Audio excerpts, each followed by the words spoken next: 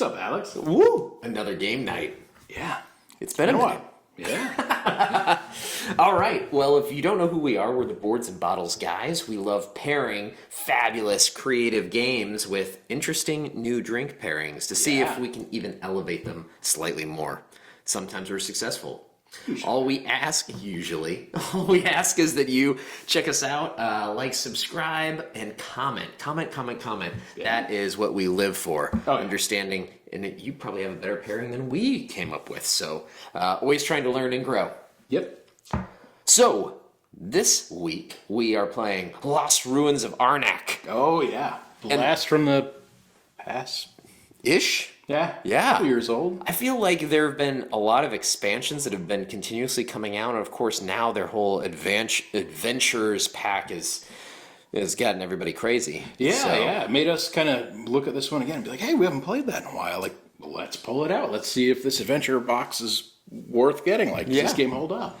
So I have the base version. I haven't gotten into all the expansions because honestly, there's so much happening with this game. Oh, yeah. I'm like, do I need a lot more? Or I shouldn't say that. I do have one expansion, but so basic board. This is a worker placement game. You're going up several tracks. You're building a card. You're using cards to do certain actions as well, and kind of building your deck. Yeah, it's a deck builder. Deck building worker placement, kind of a la Dune Imperium. They kind of came out at the same time. Yeah, and they're so good. So you will see here that you are adventuring. And so you can go different spaces. There are different monsters that you can try to face off against to get certain prizes.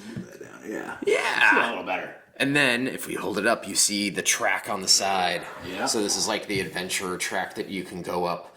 But what I love a lot about this game is a lot of the spaces that you have to go to compete and have, and to defend or beat the monster, you have to drive there, fly there, take a boat there. And so your cards on them have different things that'll show you where you can go and where you can't go. And so sometimes your hand, you'll get all of these cars and you're like, oh, I really just I need two boats. Yeah.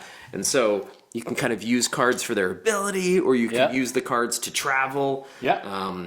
And of course, there are so many fun little tokens. They really produce these well, where there's rubies and arrowheads and parchment papaya or whatever. Oh, yeah. They did a really good papayas.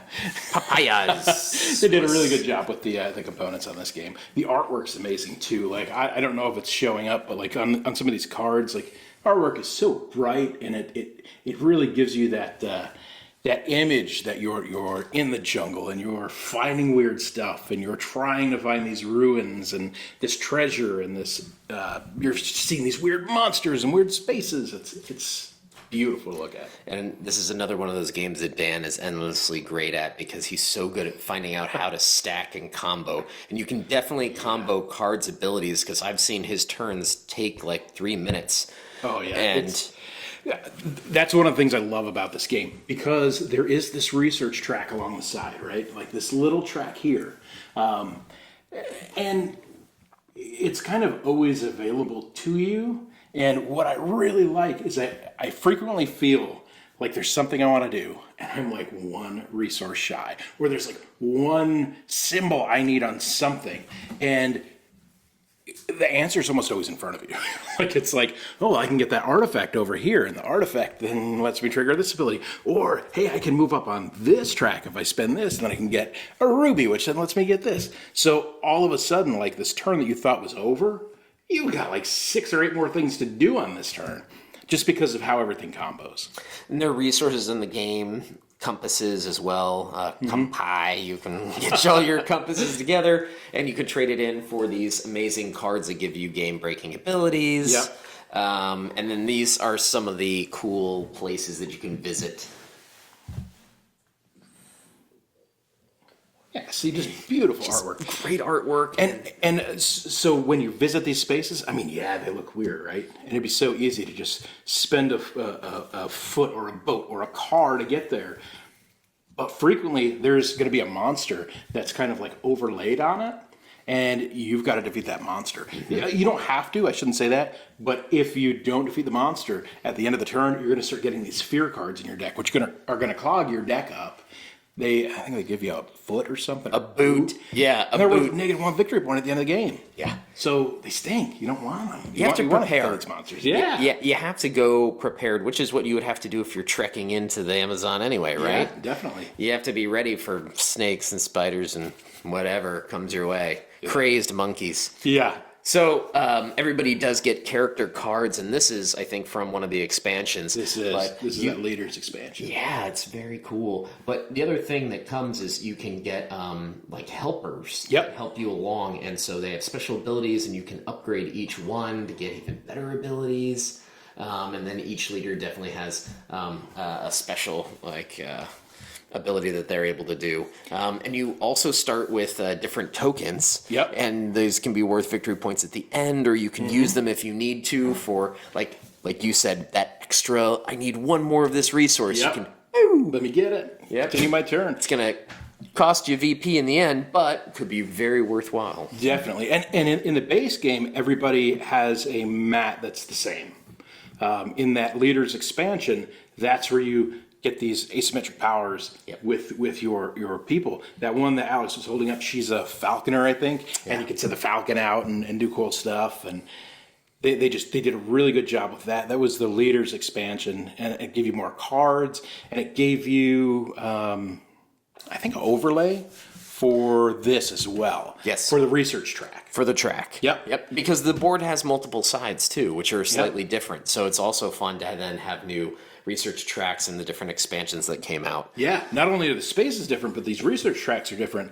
On one of these sides in the base game, I think you have to rescue your researchers. So you get to a certain space and you get to look through it all, and you can rescue one and do cool stuff with that. There was a second expansion that came out, the Missing Expeditions. I have not played that one yet. There's a campaign mode to it.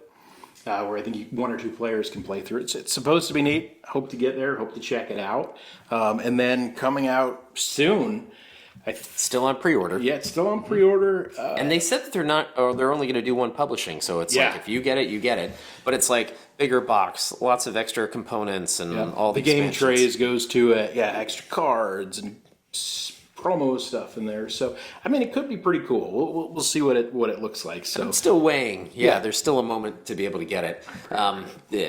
Did you? Did you? I did. Oh man, I did. When I started refreshing the rules for this, I was like, man, that's such a good game.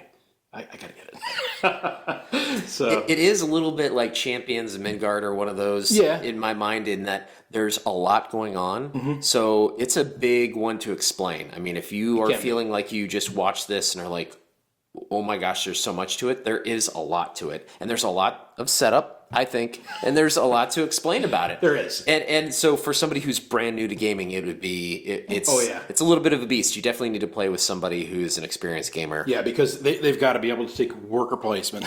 They've got to be able to take deck building. They've got to handle moving up these tracks with different resource types. They've got to be thinking about victory points at the end of the game, which are going to be negative with these fear cards. And if you cover up spaces on your board, you're going to lose out on victory points. So there's a lot going on. Just like as a regular archaeologist, there's tons of places here where you can get frustrated. Yeah. And so, you can say, oh, I just wanted to have one more of this or this. And they have built things in, but some of the resources are tight. And so it can be frustrating if you don't have everything you need and you just see the space that you need get swallowed up by somebody else. Definitely. So, and you're like, well, I guess I can't do that until next turn. Yep. One of the things on here too, I don't know how well you can see it or not, but you see where there's these little Roman numerals on the board, maybe? See where there's these Roman numerals? So these are where the cards are going to go out. There's a market of cards that you can buy, and there's a staff that moves down it and counts down the tracks. But one cool thing is, on the staff, on one side of the staff, you're going to see artifact cards, and on the other, it's going to be the standard cards that go in your deck. And the artifact cards can be so powerful. And the other cool thing about them is when you buy the artifact card, you can trigger that ability right away. So and then and then it goes into your deck. So it's one of those things where it just adds to the options that you can look at when you're trying to find that one resource or one thing that you need to make your turn epic. Love it. Yeah. So what do we pair with this? What do I we got an pair, idea. Dan? Do you? I do. All right. So. I see glasses with ice melting, hence why I'm pushing us. Sorry. All right. So for me, what I think about when I think of going to the islands and looking for treasure, I think pirates. I think Pirates. rum. Oh, the rum, and not any rum. No, this is Siesta Key. rum. This is a local one to us. I also think of one of my favorite rum drinks, the Bayberries. Breeze. We're going to drink some Siesta Oh, Key man. toasted coconut rum Bayberries this year. Oh man, So yeah, we got I can smell the tropical. the beach. Yeah, unfortunately, I don't think this is like a relaxing vacation for anybody. But one can dream. So the Malibu Bayberries is about 1.5 ounces of rum in here. It looks like more because that ice did melt a little bit while we were talking. We do live in Florida. It's okay. We didn't say. So yeah, Siesta Key Rum is a local rummery by us. Rummery, rummaging. Yeah, they produce a toasted coconut rum that is amazing. It is absolutely amazing. People that don't even drink much, they go crazy for this stuff. I mean, they'll drink it straight.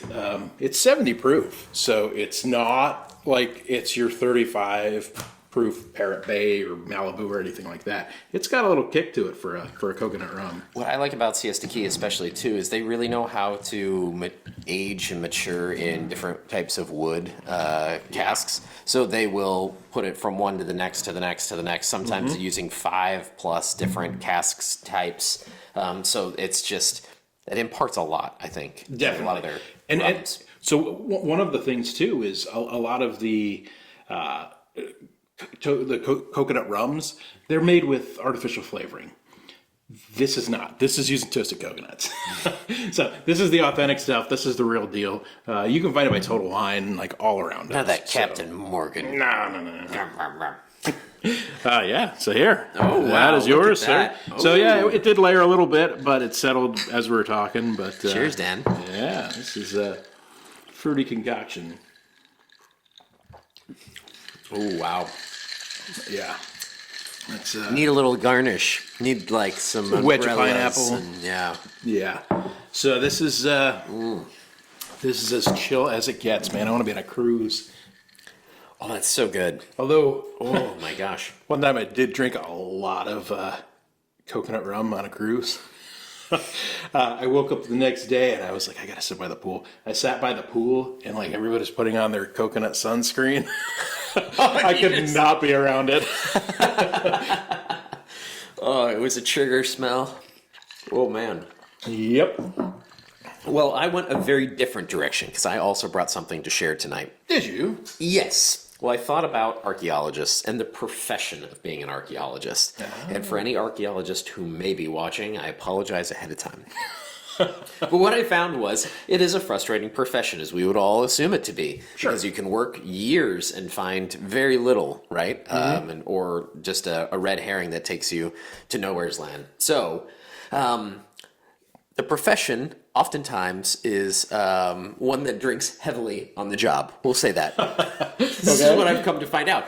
But as you would expect, if you're nerding out in ancient history or wherever you're doing your archaeological dig, you're maybe wanting something that's a little bit different, maybe more authentic, right? Okay. So beer, we know, is one of the most authentic old recipes, you know, coming from Egypt, and they make a lot of honey and a lot of, you know, different kinds of beers. So I was thinking on this vein, and I found an interesting distillery. Brewery. And that is Fathead. Oh yeah. Fathead. What is this? So, out of Cleveland, the Jungle Juice Jungle IPA. Juice. I just saw this. It's the Headhunter. They call it the Headhunter, the Jungle Juice. That is amazing. So, orange infused the Headhunter. I just thought it was so good because I could imagine going through this jungle to look for Arnak, and you And, come like, across Captain Lou Albano. Like, this is jumps out in your face. Yeah. So we got to give this a try. Definitely. Orange infused jungle juice. So again, going back to the origin of beer, a lot of times some of the very first beers were infused with fruits. So orange infused would not have been anything outside of the realm. Wow, those hops hit me right in the face as soon as I cracked it. Oh, there's 5 different types of hops. You're going to absolutely hate this. Mosaic and all of them. Fatheads Brewery. Chill out, man. Have a beer. So good. That's awesome. Yeah, these guys, they own I think they have now a location in Canton, Ohio, and Olmsted. But yeah, That fruit does come through. Very much so. I mean, between the two, this is more coconutty. Yeah. Yep, and then this is definitely an orange blast. Yeah, it's almost like it's almost like, you know, when you drink a soda and it's like so sweet and in your face, or you drink like polar seltzer or whatever. Oh, it is, yeah, and it's like it tastes like it's like been near it. Yes. Been near something sweet. Like this tastes like it was near oranges. Like it's there. You know it's there. It's definitely but it's not orange. that sweet cocktail in your face. Because you have so much of that dank hop Yeah. killing you. Yep, I know, Dan. But listen, Fatheads Brewery, Jungle Juice, the Headhunter. Dude, that's going to be amazing to see everybody's face when we pull this out.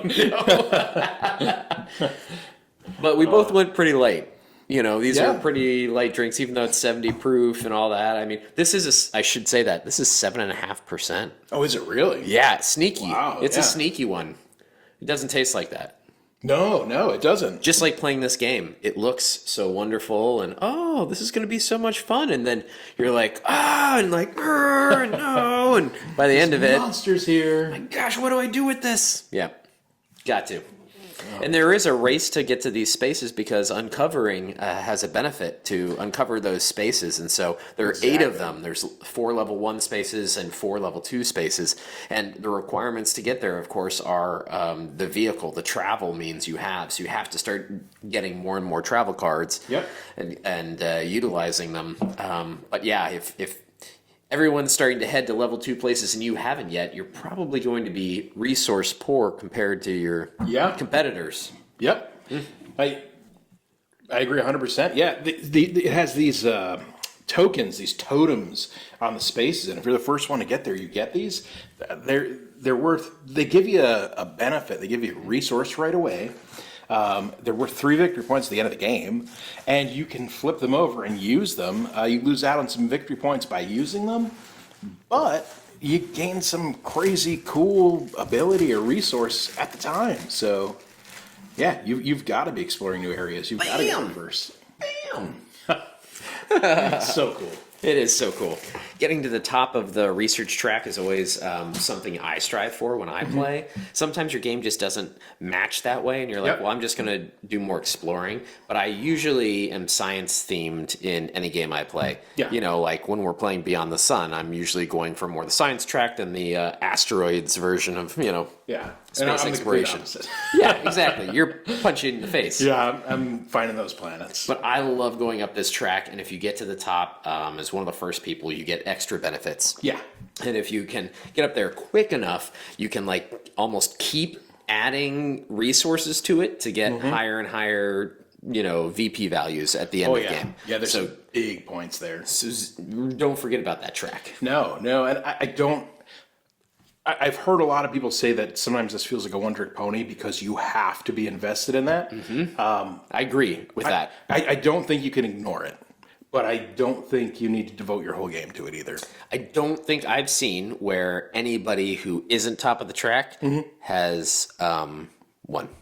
Like, you have to be at the top to win. Sounds like a challenge. I cannot wait to challenge you tonight to that. No, I want to hear. I want to hear what the fans have to say. No, the viewers. I want to hear what everybody has to say as well. Tell but me it's wrong. Dan, tonight, that's your strategy, and that's how I'm going to make sure that you don't win. It's not fair. I'm not going to do that. Right. It was worth the shot. Yeah. Worth the shot. Oh, wow, this is tasty. Yeah, This is so yeah. good. And also with any game where you're creating your own deck and deck building, there are ways that you can trash cards. Yeah. And that's important to know because obviously it's not the end of the world if you get one of those fear cards that's negative victory points, because you can usually get out of your hand by doing weed them out of your deck. Yep. But by not getting them, you're able to get some of those weaker cards out as well. You're more productive. Yeah. Don't try to go for fear. All right, well, Dan, this has been wonderful. These pairings, I can't wait. Great game night. Let's go get ready to game. Yeah, let's do it. Let's game hard. Let's drink responsibly, everybody. Cheers, folks. Ooh.